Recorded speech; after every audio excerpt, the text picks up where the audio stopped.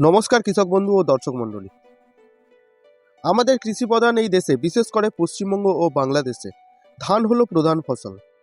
কৃষকের ঘাম ও শ্রম মিশে থাকে প্রতিটি ধানের শীষে। কিন্তু ভাবুন তো, আপনার এত কষ্টের ফসল যদি চোখের সামনেই নষ্ট হয়ে যায়, তাও আবার এমন এক শত্রুর আক্রমণে, যাকে সহজে চোখেও দেখা যায় না, তাহলে কেমন লাগে? হ্যাঁ, আজ আমরা কথা বলবো ধান চাষের সবচেয়ে বড় শত্রু মাজরা পোকা বা স্টিম বোরর নিয়ে। মাজরা পোকা ধানের ফলন 18 থেকে 80% পর্যন্ত কমিয়ে দিতে পারে।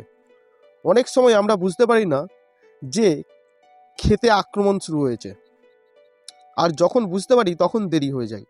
আজকের এই 15 মিনিটের আলোচনায় আমরা মাজরা পোকার নারী নক্ষত্র জানব। এর জন্ম থেকে শুরু করে মৃত্যু, আক্রমণের লক্ষণ থেকে শুরু করে একেবারে নির্মূল করার বৈজ্ঞানিক পদ্ধতি, সব কিছুই থাকবে আজকের এই ভিডিওতে। তো ভিডিওটি পুরোটা দেখবেন এবং ভালো লাগলে বা উপকার পেলে অবশ্যই চ্যানেলটি সাবস্ক্রাইব করবেন। শত্রুকে দমন করতে হলে আগে শত্রুকে চিনতে হবে। মাজরা পোকা আসলে একটি মথ বা প্রজাপতি জাতীয় পোকা। পূর্ণাঙ্গ মথ বা প্রজাপতি ফসলের ক্ষতি করে না, ক্ষতি করে তাদের বাচ্চারা অর্থাৎ লার্ভাগুলি। আমাদের দেশে সাধারণত 3 ধরনের মাজরা পোকা দেখা যায়। হলুদ মাজরা পোকা, যাকে আমরা ইয়েলো স্টেম বোরর বলি, এটি সবচেয়ে বেশি দেখা যায়। পূর্ণাঙ্গ আকারের, গায়ের রং হলদে বা খড় রঙের হয়, সামনের ডানায় কালো ফোঁটা থাকে। এরা সাধারণত পাতার ডগায় বা পাতার ওপরের দিকে গুচ্ছাকারে ডিম পাড়ে। ডিমগুলো হালকা হলুদ রঙের এবং লোম দিয়ে ঢাকা থাকে। এরপরে কালো মাথা মাজরা পোকা, ডার্ক হেডেড স্টিম বোরর। এদের মথগুলোর রং কিছুটা ধূসর বা ছাই রঙের হয়। এদের লার্ভার মাথাটি কালো রঙের হয়, যা দেখে সহজেই চেনা যায়। এরা সাধারণত গভীর জলের ধানে বা নিচু জমিতে বেশি আক্রমণ করে। গোলাপি মাজরা পোকা, পিঙ্ক স্টিম বোরর। এদের পূর্ণাঙ্গ মথ একটু মোটাসোটা এবং গায়ের রং বাদামি বা খড় রঙের। এদের লার্ভার রং গোলাপি আভার হয় বা গোলাপি রঙের হয়। এরা সাধারণত কাণ্ডের খোসা বা পাতার খোলের ভেতরে ডিম পাড়ে, তাই এদের ডিম সহজে চোখে পড়ে না। এই 3 ধরনের পোকার কাজই কিন্তু একই: ধান গাছের কাণ্ড ফুটো করে ভেতরের দিকে যাওয়া এবং ভেতর থেকে খাওয়া শুরু করা। আসুন এবার দেখি এরা কিভাবে আমাদের ধানের ক্ষতি করে।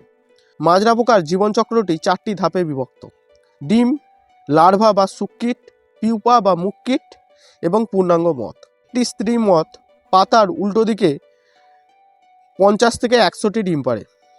এই ডিমগুলো 5 থেকে 9 দিনের মধ্যে ফুটে লার্ভা বা কিরা বের হয়।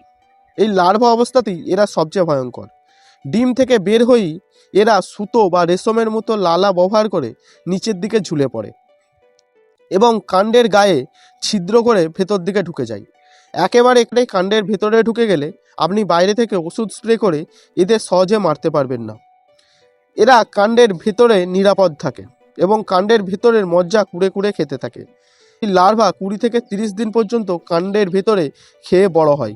এরপর তারা কাণ্ডের ভিতরেই পিউপা বা কুণ্ডলী দশায় চলে যায় এবং 6 থেকে 10 দিন পর পূর্ণাঙ্গ মথ হয়ে বেরিয়ে আসে, আবার নতুন করে ডিম পাড়া শুরু করে। আক্রমণের সময়কাল অনুযায়ী ক্ষতির লক্ষণ 2 ভাবে দেখা যায়। এটি হয় ডেড হার্ট বা মরা ডিগ। এটি হয় ধানের কুশি গজানোর সময় বা চারা অবস্থায়, মানে ধান রোপণের ওই 15 থেকে 20 দিনের মধ্যে। কাণ্ডের গোড়া কেটে দেয়, ফলে মাঝখানের কচি পাতাটি শুকিয়ে মারা যায়। আপনি যদি ওই শুকনো পাতাটি ধরে টান দেন, তবে সহজেই উঠে আসবে। আরেকটা হয় হোয়াইট হেড বা সাদা শীষ। এটি হয় ফুল আসার পর বা কাঁচা থোড় আসার সময়। পোকা যদি শীষের গোড়াটি কেটে দেয়, তবে সেই শীষ আর দানা পুষ্ট হতে পারে না। পুরো শীষটি সাদা হয়ে শুকিয়ে যায় এবং খাড়া হয়ে থাকে। বাতাসের দোলায় এই শীষ সাদাগুলি আলাদাভাবে নজরে পড়ে। এটি ফসলের জন্য চূড়ান্ত সর্বনাশ। মাজরা আক্রমণ কোন কোন ক্ষেত্রে বেশি ঘটে? জমিতে অতিরিক্ত ইউরিয়া সারের ব্যবহার। ইউরিয়া গাছকে লিকলিকে ও রসালো করে, যা পোকাদের আকৃষ্ট করে। একই জমিতে বারবার একই জাতের ধান চাষ করা এবং জমিতে সবসময় জল জমিয়ে রাখা, এইসব কারণে মাজরা পোকার আক্রমণ বেশি ঘটে। আপনাদের এই মাজরার হাত থেকে রক্ষা পাওয়ার জন্য মার্কেটে কতগুলি ওষুধ প্রচলিত আছে, সেই ওষুধগুলো আপনারা ব্যবহার করতে পারেন। প্রথমত, আপনারা যদি দানা ব্যবহার করেন, সেটা আপনারা ধান রোপণের 15 থেকে 20 দিনের মধ্যে আপনারা দানাটি ছড়িয়ে দেবেন। সেই হিসেবে আপনাদের কিটা 4G আছে, বোরোজ আছে, অত্যন্ত শক্তিশালী একটি গ্র্যানিউলস, মাজরার জন্য অত্যন্ত কার্যকরী। এছাড়া রয়েছে বায়ার কোম্পানির বিকোটা দানা, এটিও আপনারা ব্যবহার করতে পারেন। ফাটেরা রয়েছে, ফাটেরাকেও আপনারা ব্যবহার করতে পারেন। এগুলি হচ্ছে গ্র্যানিউলস বা দানা। এছাড়া আপনারা যদি স্প্রের মাধ্যমে যান তো স্প্রের মাধ্যমে আপনারা ব্যবহার করতে পারেন ভায়াগো আছে, ভায়াগো ব্যবহার করতে পারেন, অত্যন্ত ভালো রেজাল্ট। ইনসিপিও আছে, ইনসিপিও আপনারা ব্যবহার করতে পারেন, বায়ারের সিনজেন্টা কোম্পানি ইনসিপিও। এছাড়া আপনারা পাবেন কটেভা কোম্পানির এনগেজ, খুব ভালো এক ধরনের ওষুধ যেটার মাধ্যমে আপনারা মাজরাকে সম্পূর্ণরূপে দমন করতে পারবেন। এছাড়া আপনাদের হাতে থাকবে যে কোনো এসপি ফর্মুলেশনস, স্কিটাপ এসপি বলুন বা মানে কাটা হাইড্রোক্লোরাইড এসপি ফর্মুলেশন আপনারা পেয়ে যাবেন, সেটি ব্যবহার করতে পারেন। যে এগুলি স্প্রে করবেন কখন? ওষুধ সবসময় বিকেলে বা সকালে স্প্রে করবেন যখন রোদ কম থাকে। 2, আপনারা যখন স্প্রে করবেন তখন স্প্রে নজেলটা ধানের গোড়ার দিক থাকে যেন, কারণ লার্ভা সেখানেই থাকে, উড়িয়ে স্প্রে করলে হবে না।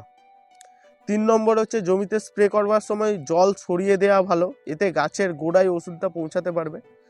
কারণ যদি আপনি উপরে জল থাকে, সেই জল থাকার ফলে কি হবে না, জলেতেই হচ্ছে ওষুধগুলো পড়বে, তারপরে সেই জল শিকড়ের মাধ্যমে গাছ গ্রহণ করবে, তখন পাবে। এই কারণেই সেটা অনেক বেশি রিস্কি হয়ে যাবে। আপনারা জলটাকে প্রথমে খুলে দেবেন, দিয়ে তারপরে ব্যবহার করবেন।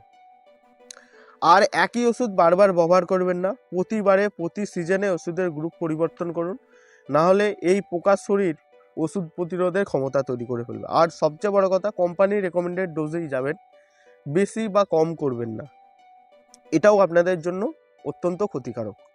তো কৃষক বন্ধুরা মনে রাখবেন, প্রতিকারের চেয়ে প্রতিরোধী উত্তম। মাজরা পোকা দমনের জন্য নিয়মিত জমি পর্যবেক্ষণ করা জরুরি।